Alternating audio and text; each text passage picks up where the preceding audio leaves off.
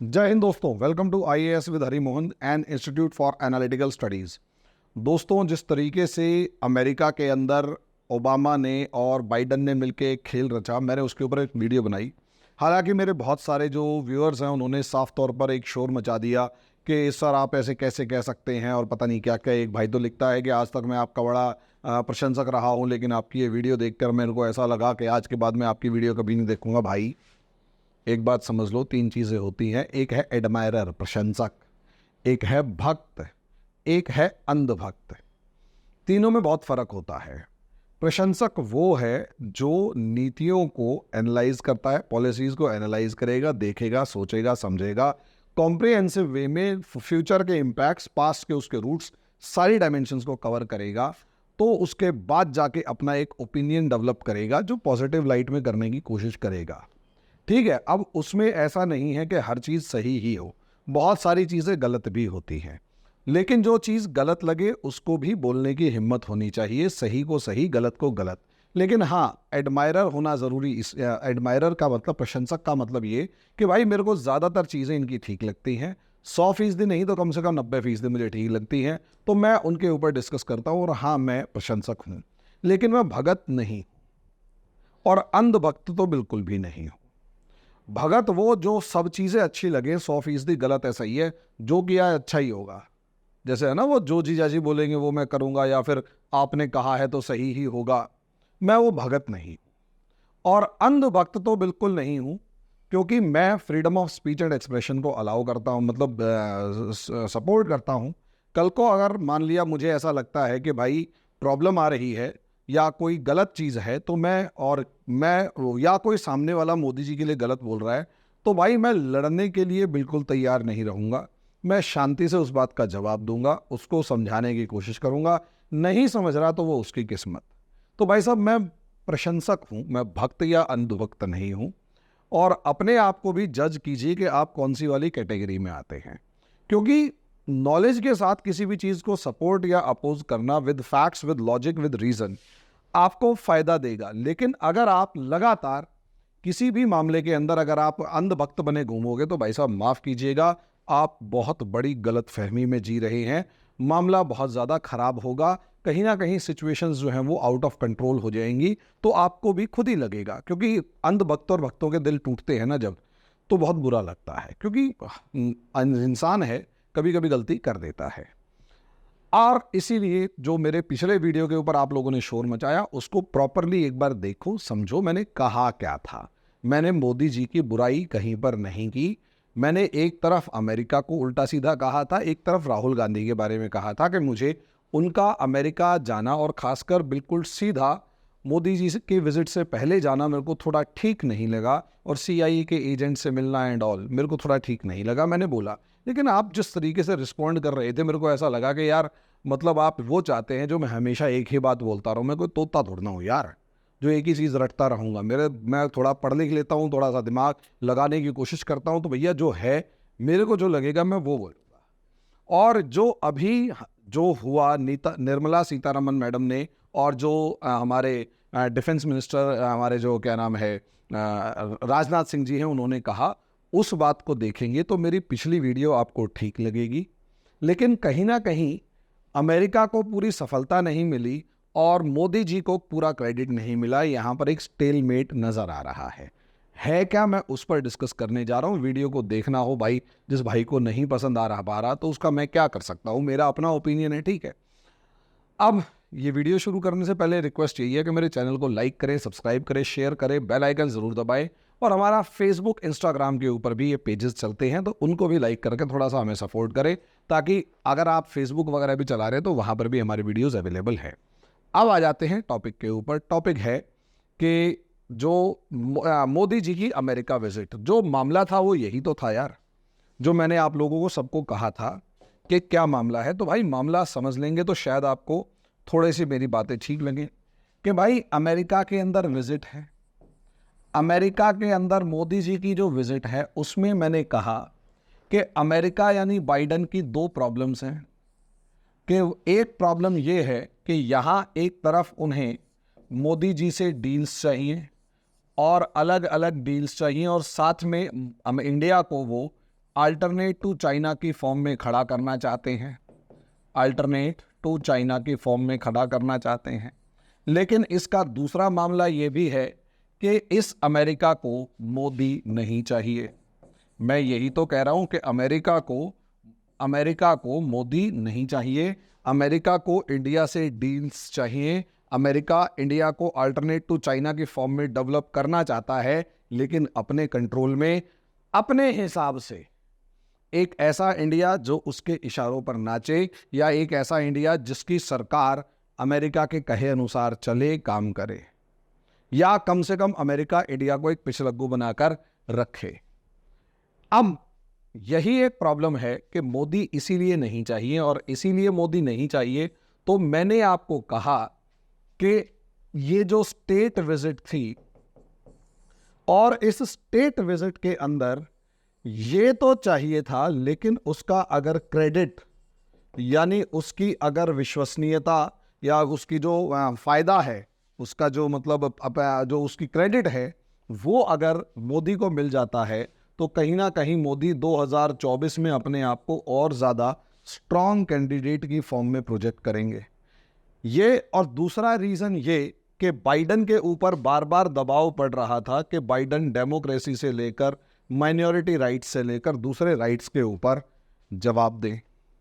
अब ऐसी मतलब बाइडन मोदी से सवाल पूछे। अब बाइडन अगर सवाल पूछते तो मोदी जी कहीं ना कहीं उनको 4 सवालों के जवाब फालतू दे के आएंगे, और हो सकता है वो इस दबाव में आ जाएं।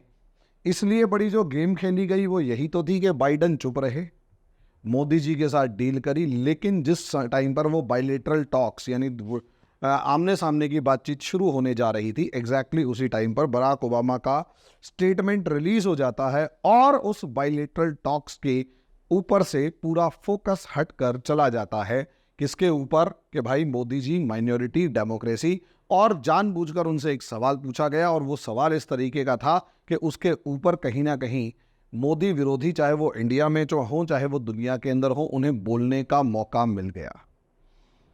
इसके अंदर कहीं ना कहीं वहां से उस मामले को चेंज किया गया, और ये दिखाया गया कि कहीं ना कहीं मोदी जी जो है वो चुप रहे। रवीश कुमार से लेकर आरफा खानम, शेरवानी से लेकर, और जितने पुण्य प्रसून वाजपेयी, और वो क्या नाम है, अभिसार शर्मा, सारे के सारे, जिनको बोलने का एक बहुत तेज़ी के साथ मौका मिल गया, और वो ऐसा लगने लगा कि मोदी जी हार के आ गए एंड ऑल। मैंने उनमें से किसी को सपोर्ट नहीं किया, और आरफा खानम, शेरवानी का वीडियो तो आज आ जाएगा, जिस तरीके से उनसे सवाल पूछे जा रहे हैं। मैंने उनसे सवाल पूछे, आप लोग भी देख लीजिएगा। तो शॉर्ट में कहने का मतलब ये कि मोदी का जो विजिट था वो क्रेडिट लेने में शुरू में अमेरिका बहुत तरीके से कामयाब होता हुआ नजर आया, लेकिन जो डैमेज हुआ, जो डैमेज क्रेडिट के मामले में और डील के मामले में बिल्कुल नहीं हुआ। अगर कोई भी बंदा अमेरिका की इस विजिट को on the basis of deals के, कौन कौन सी डील्स साइन हुई है, उन डील्स के बेसिस पर अगर देखेगा, तो मैं गारंटी से कह सकता हूं, कोई ये नहीं कहेगा कि इस मुद्दे में या यहां पर मोदी जी किसी भी तरीके से फेल हुए या कमजोर निकले। कोई नहीं कहेगा, कोई कह ही नहीं सकता। आप देख लीजिएगा, ये जो डील हुई है ये अपने आप में बेस्ट हुई है, इसमें कोई दो राय नहीं है। और लेकिन सवाल लड़ाई का था नहीं, क्रेडिट का था।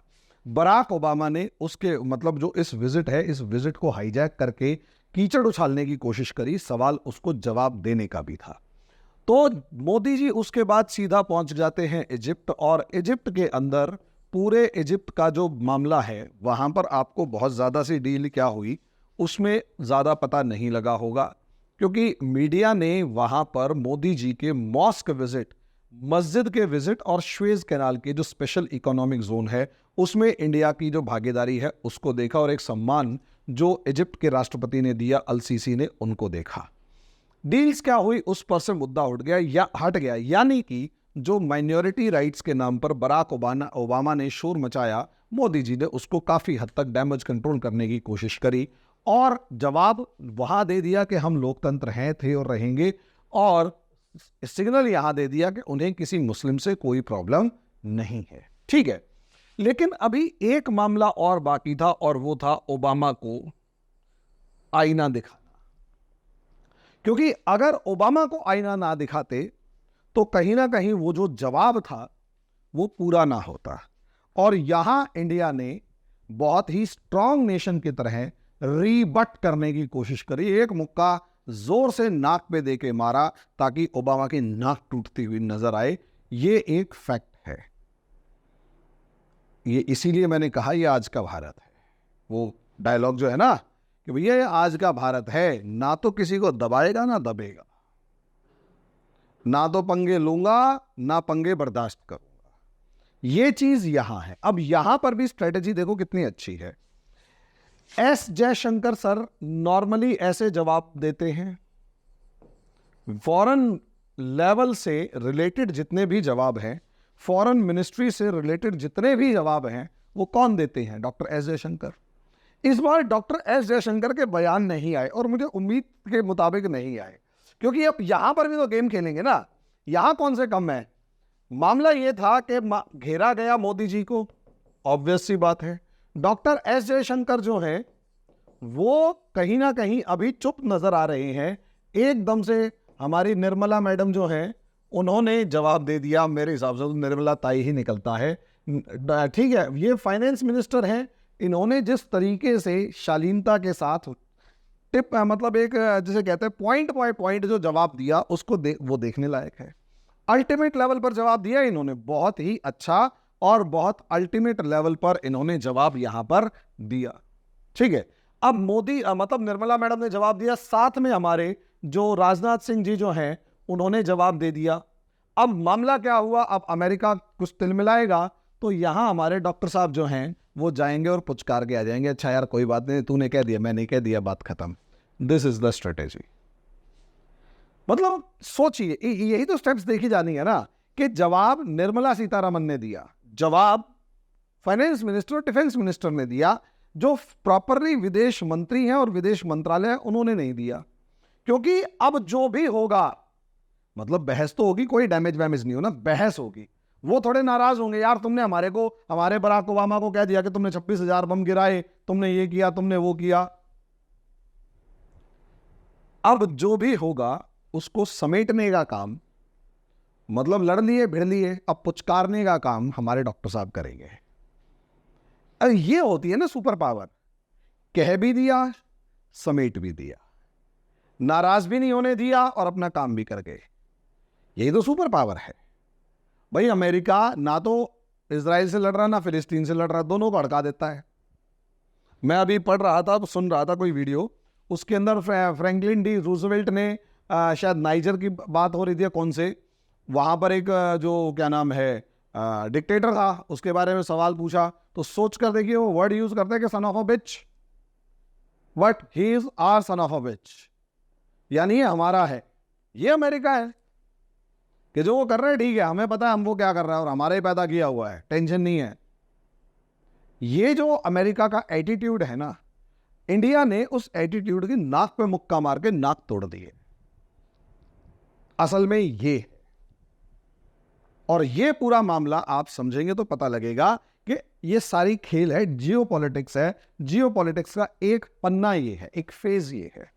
तो बाकी आगे क्या होता है दोस्तों वो तो वक्त ही बताएगा, लेकिन अभी के लिए जो था वो मैंने आपको बता दिया। तो बाकी आगे अगले टॉपिक के ऊपर डिस्कस करेंगे, तब तक के लिए धन्यवाद।